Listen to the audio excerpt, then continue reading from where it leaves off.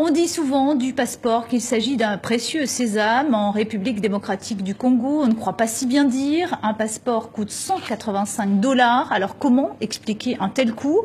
Pourquoi les passeports congolais sont-ils aussi chers? Élément de réponse avec Ilan Taofiki et Francine Mokoko. À Kinshasa, l'affaire des passeports biométriques barre encore les unes des journaux et reste toujours en travers de la gorge de nombreux Congolais. Hugues Michel Moukebaï a payé 185 $ pour obtenir ce document, une fortune. Et lorsqu'il apprend, par voie de presse, que près de la moitié de cette somme est détournée, c'est l'indignation.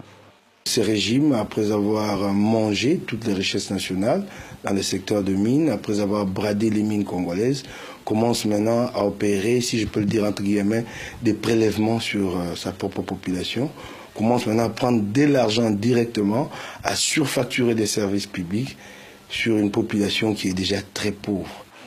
Un scandale révélé par l'agence de presse britannique Reuters. Et selon cette enquête, sur les 185 $ payés par le citoyen congolais, 65 seulement reviendraient à l'État.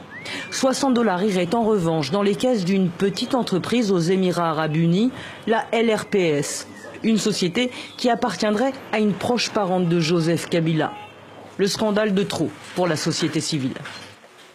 Nous avons formellement écrit au procureur général de la République pour lui demander de prendre des dispositions pour lancer une enquête indépendante et impartiale, parce qu'il s'agit là de scandales de trop.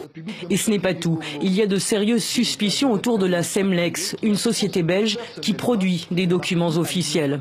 À sa tête, cet homme que l'on voit là, aux côtés de Joseph Kabila, lors de l'inauguration des passeports biométriques. Bien que son offre n'ait pas été la plus compétitive, c'est pourtant sa société qui a remporté le marché en 2015. Le passeport biométrique congolais est l'un des plus chers du monde, le plus controversé désormais.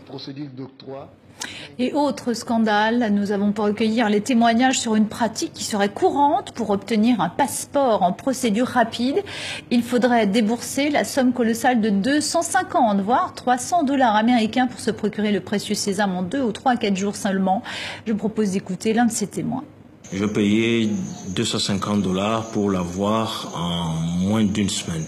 J'étais abordé par une personne qui se tient aux abords des bâtiments des affaires étrangères, à qui j'ai donné l'argent et qui m'a aidé à entreprendre ce genre de démarche auprès des autorités compétentes.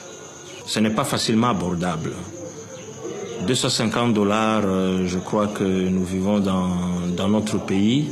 C'est peut-être le salaire mensuel de 5 ménages quand on voit ce que gagnent nos enseignants, nos fonctionnaires ou nos militaires.